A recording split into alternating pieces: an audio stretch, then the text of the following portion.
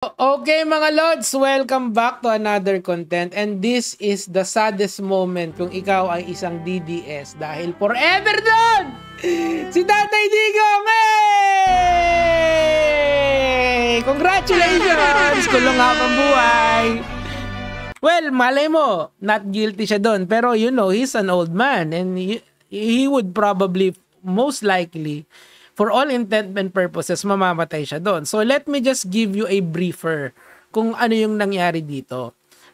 Merong tong 4 na grounds na linaban yung kanilang yung lawyer ni Duterte for appeal for an interim release. An interim release is a temporary, kumbaga on bail siya against crimes against humanity na sinisisi na sinampa sa kanya sa ICC ng mga victims ng extrajudicial killing na inutos niya naman talaga. Kasi may explicit naman na pag-amin si Duterte doon. Actually, I wanna play this video para sa bawat kasi gusto lang natin ng galing mismo sa kanya. Tagal ako pumapatay ng tao hanggang ngayon hindi pa sila nakapile ng kaso? Mr. Chair, another addition to the list that's growing by the minute. I'm asking the ICC to hurry up. Okay! Yay! Congratulations! Kulong habang buhay! Yay!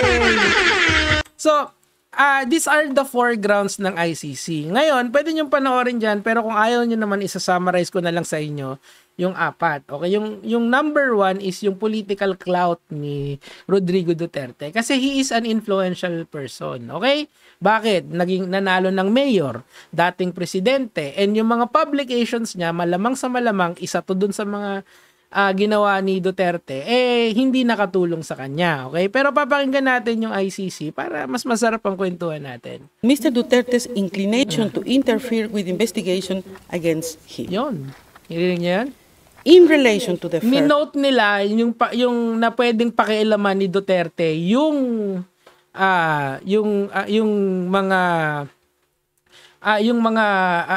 investigation. Baka hindi na siya bumalik diyan di ba? Ganun lang yun. Eto yung hearing date mo, tas di siya babalik. Ngaw. First document, a media article. The appeals chamber finds that it was not unreasonable for the pretrial chamber to rely on this document for its finding. Yun lang. Whilst this document does not mention Mr. Duterte himself as being directly involved in briefing individuals, it does not refer to statements of close. It does refer to statements of close associates. Ano kaya yung sinasabi kasi wala pa sa atin hindi ko pa nababasa yung buong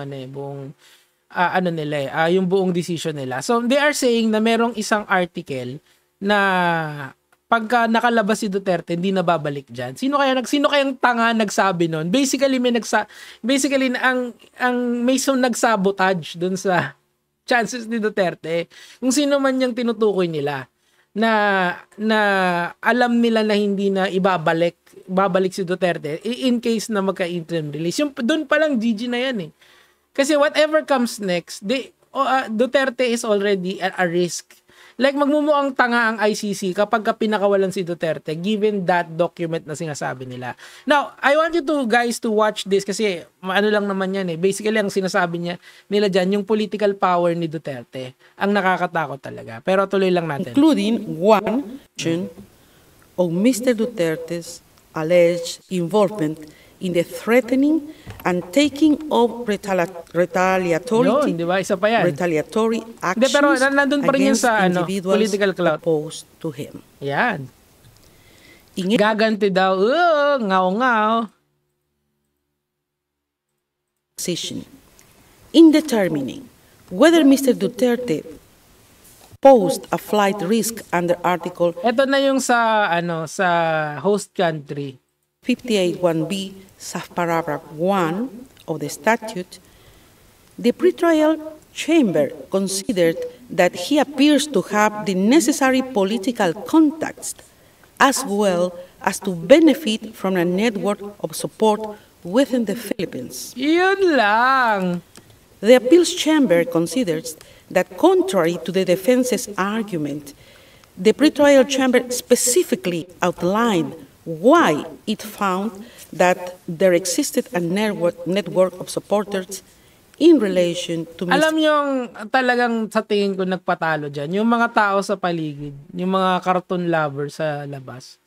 Kasi kitang-kita mo yung influence niya, which they are heavily considering. Now, there's no more second chance. Wala na. It's over. Mr. Duterte. And for which reason, this supported its conclusion that the risk under Article 58(1)(b), Flight risk. Subparagraph 1 of the statute was established.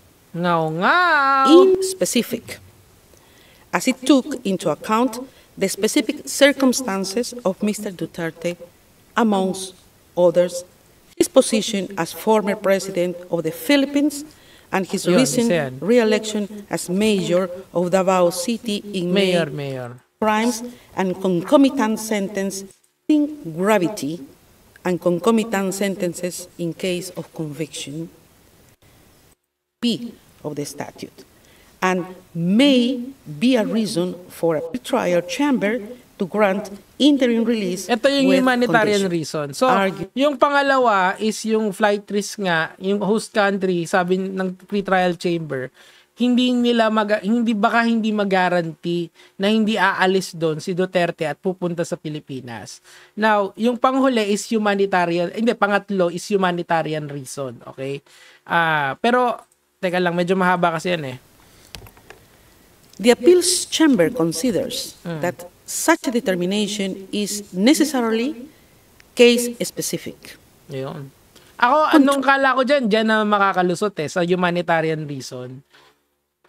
Kasi of course, ang ICC, meron silang sarili nilang doktor. And ICC is found in the Netherlands na isang first world country. Malamang maganda yung gamutan nila dyan. Kumpira mo dito sa PhilHealth dito sa Pilipinas. Meaning to say, whatever Duterte's ailment is, they can probably take care of him. Okay? So, ang kailangan pakita ng pretrial ng abogado ni Duterte rito na necessary na pagbigyan na si Duterte since he cannot face trial. So, pansin nyo, yung isang strategy nila is nag-waive sila to face yung pre-trial. Diba? Itong pre-trial chamber. Hindi siya, itong interim release chamber na to, hindi siya humarap. Ang point doon, kaya hindi siya humarap, kasi para ma-enforce yung idea na nahihirapan na siya. Gets? Yun yung idea doon. Okay? Kumbaga, Hail Mary yun eh.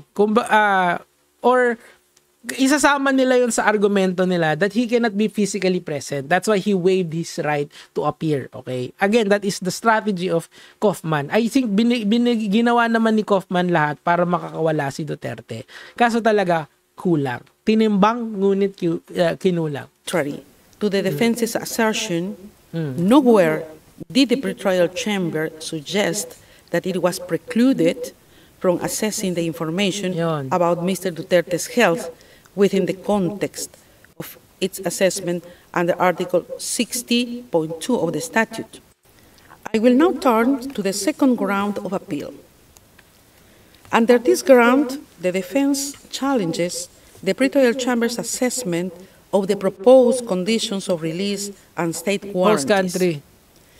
The defense argues that the pretrial chamber erred in law in failing to address the proposed conditions of release and state warranties.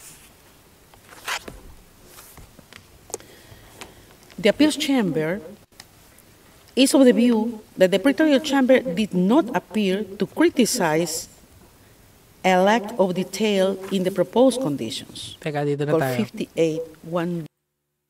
What is of consequence for the pretrial chamber's assessment are the conditions and warranties proffered in relation to a release to the state party concerned. For these reasons, the appeals chamber is of the view that the defense failed to substantiate the pretrial chamber's conclusions were unreasonable. Ito yung sa technicality eh. Pati technicality, wala din.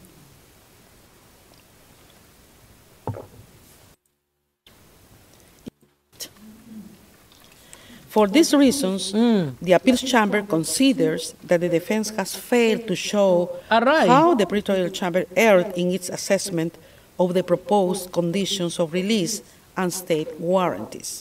Yun. So, lahat ng sinasabi ng pretrial chamber dito na lahat ng binato ng defense is rejected. Ganun lang kasimple yun. So, ano ang conclusion natin dito? Well, tandaan natin, ibalik natin yung storya kay Duterte. Kasi siya naman yung punot dulo nito eh. Tandaan nyo, na kaya nga tayo may batas kasi hindi natin pwedeng ilagay yung batas sa kamay natin. I think everyone would agree with that.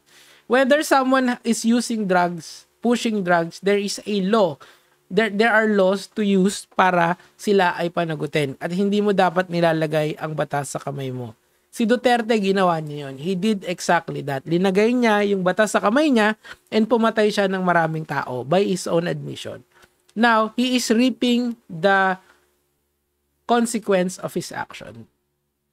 I-play natin. If possible, they can come here and start the investigation tomorrow. Punta na sila dito bukas, umpisahan na nila ang investigation. What is the crime that I committed? Ayun, inamin mo naman ni Idol, ayan, no? Tagal Inamin ako mo. pumapatay ng tao hanggang ngayon, hindi pa sila nakapile ng kaso. Mr. That's it, di ba? That's all she wrote. Now, sana mag-reflect kayo dun sa mga sinusuportahan yung politiko. Hindi naman porke parang action star, dapat gano'n na lang lagi. This is real life. People lost life na hindi naman sila dapat kasali dito sa katarantaduhan na drug on war na to. And unfortunately for you, that is the reality of the situation. Crime does not pay. Kulong si Duterte forever. Yun lang naman po, Tatay Digong, paalam, rest in peace, says.